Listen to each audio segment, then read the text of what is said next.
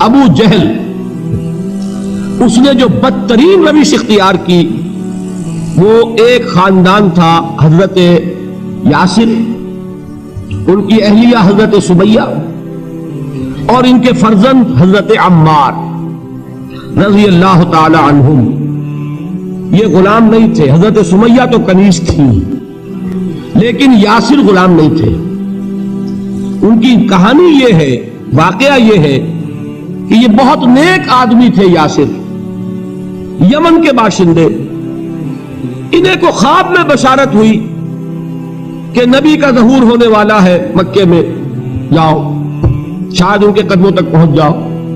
جیسے حضرت سلمان فارسی کی بات میں نے آپ کو بتائی، وہ تو خواب کی بشارت نہیں تھی، وہ ان کے غور و فکر کا معاملہ تھا۔ انہوں نے وہ جو آگ کی پوجا پاٹ ہے اس کو چھوڑا اور سفر کیا، اور پھر انہیں خبر دی ایک راہب نے کہ کھجوروں کی سرزمین میں آخری نبی کا ظہور ہونے والا ہے، جاؤ شاید قسمت یابی کرے۔ انہیں خواب آیا تھا، یہ یمن سے ترک وطن کر کے مکے آ گئے۔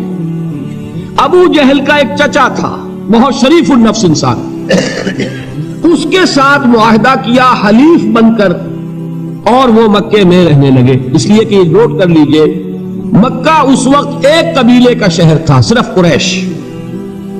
یا قرشی رہ سکتا تھا وہاں یا قرشی کا حلیف۔ اگر کسی کے ساتھ اس کی، جیسے آپ کو معلوم ہے یہاں کاروبار وغیرہ کرنے میں سعودی عرب میں شراکت جو ہے وہ کسی لوکل سعودی کے ساتھ ہوگی تو آپ کر سکتے، وہ کفیل ہے، ورنہ آپ کچھ نہیں کر سکتے۔ اسی طرح کی بات وہاں تھی کہ اگر تو کسی قرشی نے آپ کو امان دی ہوئی ہے تو آپ رہ سکتے مکے میں، ورنہ نہیں۔ یا تیسرے قرشی کا غلام، غلام تو ملکیت ہی ہے اس کی، جیسے بھیڑ بکری ہے کسی قرشی کی اسی طرح اس کے غلام ہے۔ یہ تین کیٹیگریز تھی انسانوں کی مکے میں۔ اسی کو نوٹ کیجئے کہ جو بیچارے غلام تھے وہ سب سے زیادہ ستائے گئے، اس لیے کہ غلاموں کے تو حقوق ہی کوئی نہیں تھے۔ ان کو تو اگر کوئی شخص اپنے غلام کو ذبح کر دیتا تھا تو بھی کوئی پوچھنے والا نہیں۔ بالکل ایسے ہی ہے نا، آپ کی بکری آپ نے ذبح کی، گوشت کھا لیا، کوئی آپ سے کوئی پوچھ سکتا ہے؟ جب ملکیت ہے، آپ کی بکری آپ کی تھی، آپ نے ذبح کر دی، غلام آپ کی ملکیت تھا، آپ نے ختم کر دیا، کوئی اس میں جرم نہیں، کوئی باس پرس نہیں۔ یہ تھا حال غلاموں کا۔ بلال غلام تھے، ابو فقی غلام تھے، زنیرہ ایک کنیز تھی۔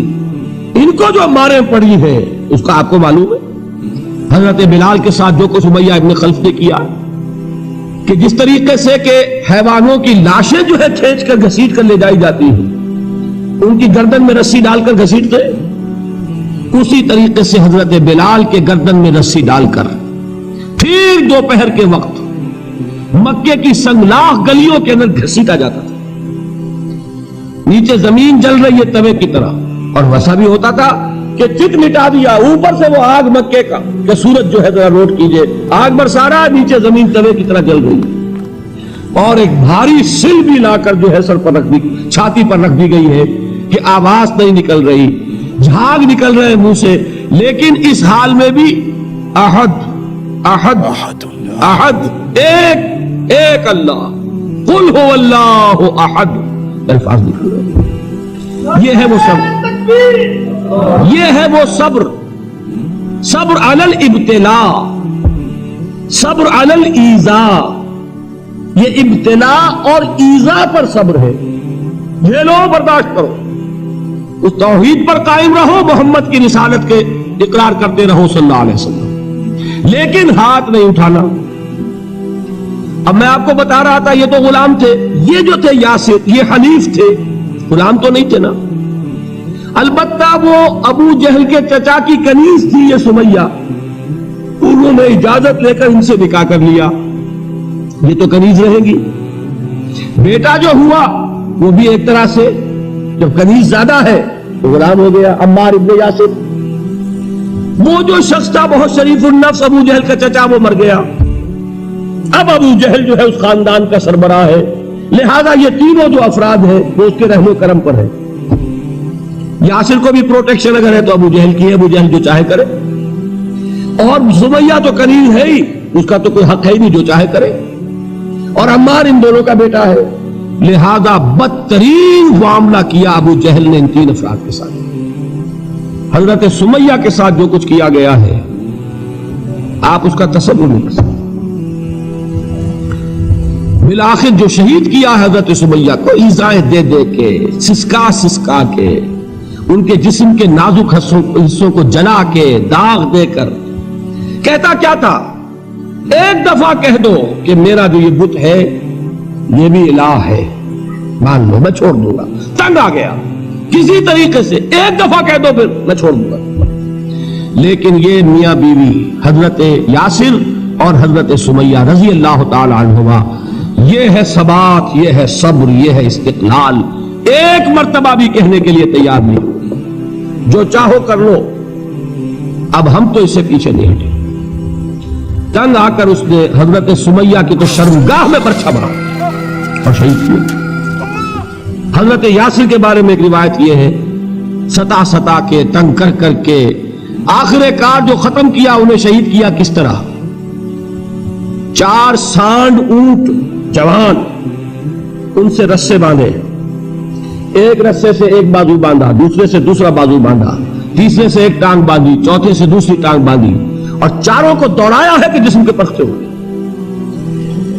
اس حال میں کیا ہو رہا تھا وہ میں بتا رہا ہوں کہ اللہ تو تاکید کر رہا ہے اپنے نبی کو، اصبر وَلِرَبِّكَ فَاصْبِرْ وَاصْبِرْ عَلَى مَا يَقُولُونَ وَاصْبِرْ وَمَا صَبْرُكَ إِلَّا بِاللَّهِ وَاصْبِرْ لِحُكْمِ رَبِّكَ وَلَا تَكُنْ كَصَاحِبِ الْحُوتِ۔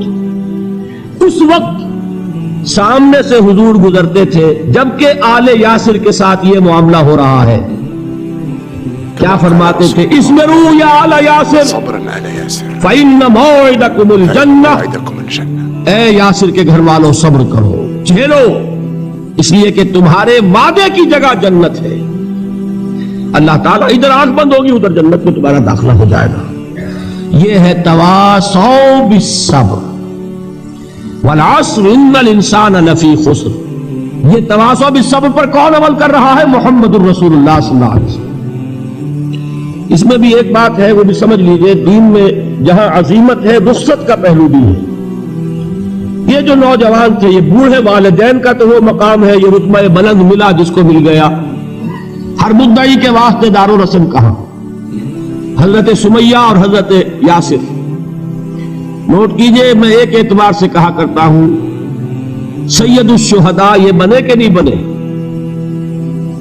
ان کو جو فوقیت حاصل ہوئی، الفضل للمتقدمین، سب سے پہلی جان دینے والی یہ خاتون اور سب سے پہلی جان دینے والا اللہ کے لیے، توحید کے لیے، محمد کی رسالت کے لیے صلی اللہ علیہ وسلم، دے تو بھی محمد کی صداقت کی گواہی۔ یہ صداقت کی گواہی دیتے ہوئے انہوں نے اپنی جانیں دے دی۔